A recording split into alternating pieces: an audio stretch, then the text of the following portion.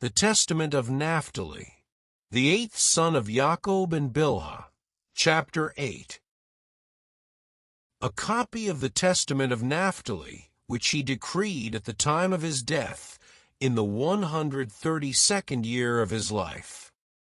When his sons were gathered together in the 7th month, on the 4th day of the month, and he was in good health, he gave a feast and drinking party. After he awoke early the next morning, he told them, "I am dying," but they did not believe him. And while he was blessing Yahuwah, he confirmed that after the previous day's feast he would die. Then he began to say to his sons, "Listen, my children, sons of Naphtali, hear your father's words. I was born from Bilhah. Rachel acted by trickery, giving Bilhah to Jacob in place of herself, and she bore me on the knees of Rachel, for which reason she called me Naphtali." Yasher, or Jasher 31, verse 16. Rachel loved me because I was born in her lap.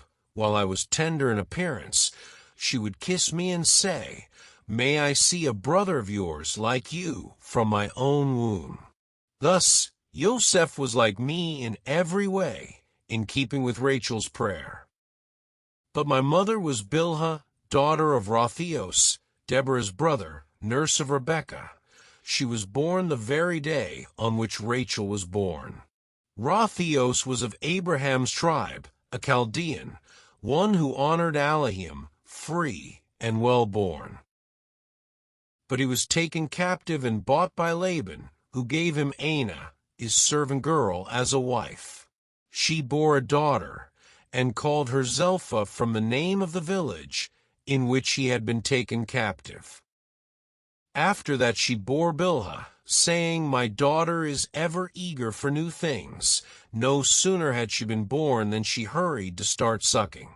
Since I was light on my feet like a deer, my father, Jacob, appointed me for all missions and messages, and as a deer he blessed me. For just as a potter knows the pot, how much it holds, and brings clay for it accordingly, so also the Most High forms the body in correspondence to the Ruach, and instills the Ruach corresponding to the power of the body. And from one to the other there is no discrepancy, not so much as a third of a hair, for all the creation of the Most High was according to height, measure, and standard. And just as the potter knows the use of each vessel, and to what it is suited, so also Yahuwah knows the body to what extent it will persist in goodness, and when it will be dominated by evil. For there is no form or conception which the Most High does not know, since he created every human being according to his own image. Genesis 1 verse 27. As a person's strength, so also is his work. As is his mind, so also is his skill. As is his plan, so also is his achievement. As is his heart, so is his speech. As is his eye, so also is his sleep. As is his soul, so also is his thought, whether on the Torah of Yahuwah or on the law of Beliar or Satan. As there is a distinction between light and darkness, between seeing and hearing, thus there is a distinction between man, and between woman and woman. One cannot say they are one in appearance or rank.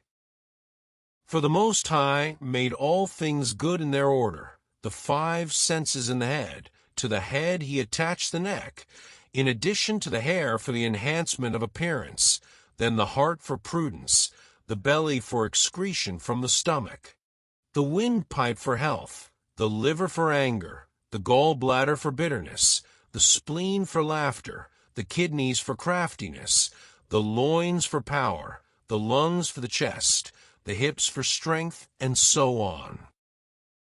Thus, my children, you exist in accord with order for a good purpose in fear or reverence of Elohim.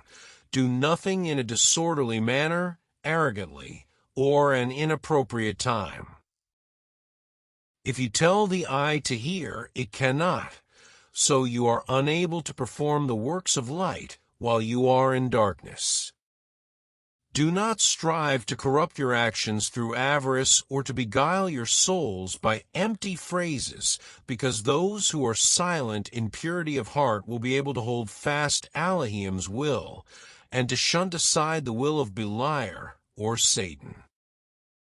Sun, moon, and stars do not alter their order. Thus, you should not alter the Torah of Elohim by the disorder of your actions. Yashar or Jasher 31 verse 35 to 36.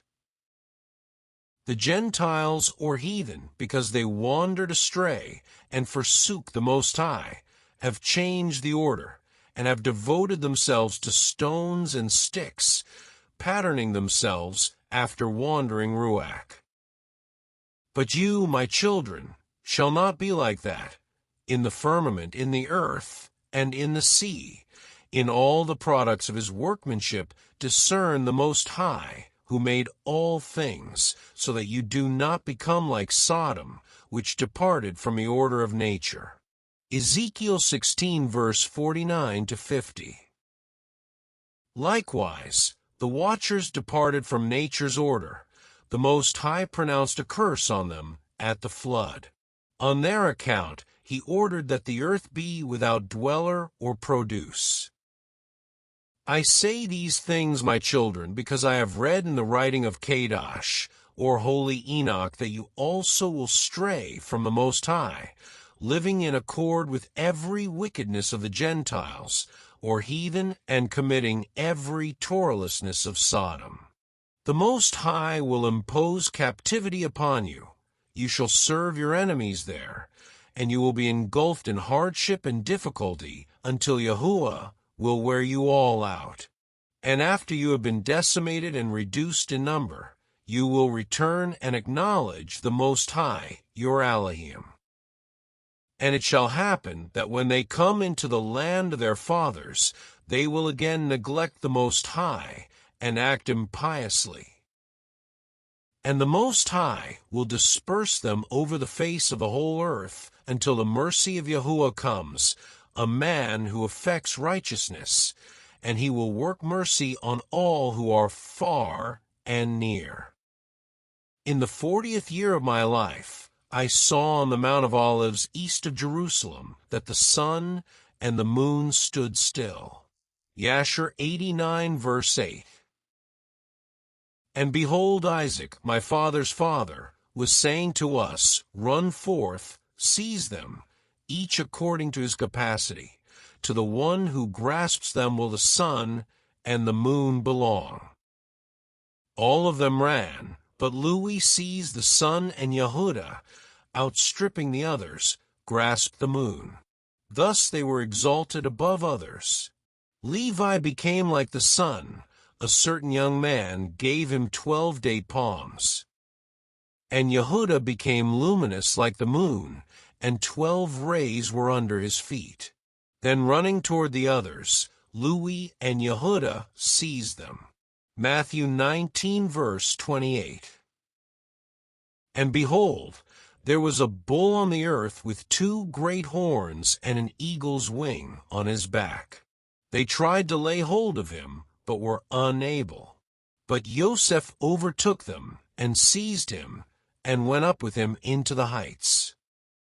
And I looked since I was there, and behold, a sacred writing appeared to us, which said, Assyrians, Medes, Persians, Elamites, Jalakians, Chaldeans, Syrians shall obtain a share in the 12 staffs of Yasharal through captivity.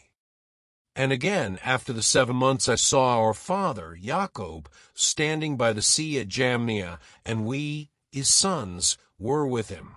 And behold, a ship came sailing past full of dried fish, without sailor or pilot. Inscribed on it was the ship of Jacob. So our father said to us, Get into the boat. As we boarded it, a violent tempest arose, a great windstorm, and our father, who had been holding us on course, was snatched away from us. After being tossed by the storm, The boat was filled with water and carried along on the waves until it broke apart. Yosef escaped in a light boat while we were scattered about on 10 planks. Levi and Yehuda were on the same one. Thus we were dispersed, even to the outer limits. Levi, putting on sackcloth, prayed to the Most High on behalf of all of us. When the storm ceased, the ship reached the land as though at peace. Then Jacob, our father, approached, and we all rejoiced with one accord. These 2 dreams I recounted to my father, and he replied, "These things must be fulfilled at their appropriate time, once Yasharal has endured many things." Then my father said, "I believe that Yosef is alive, for I continually see that Yahuwah includes him in the number with you." And he kept saying tearfully, "You live, Yosef, my son, and I do not see you, nor do you behold Jacob, who begot you." He made me shed tears by these words of his.